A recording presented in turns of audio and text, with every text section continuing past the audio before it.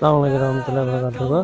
சவுதியிலேருந்து வந்த parcel unboxing பார்த்தோம். இப்போ அதில் உள்ள ப்ராடக்ட்டை பார்க்க போகிறோம். சரிங்களா, இது உம்ராவுக்கு போன ஒவ்வொருத்தவங்களுக்கும் தெரியும். இது பார்த்துருப்பீங்க. அங்கே நம்ம வந்து வெல்வெட்டு துணியில் வந்து ஜரியினால் அப்படியே பின்னி அழகாக இருக்கும் பார்க்குறதுக்கு.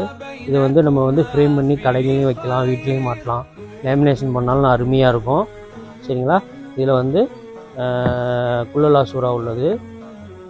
அடுத்தது பார்த்திங்கன்னா, அந்த காபாவில் முன்னாடி ஸ்க்ரீன் போடுவாங்கள்ல, அதோட லொக்கேஷனோட இது.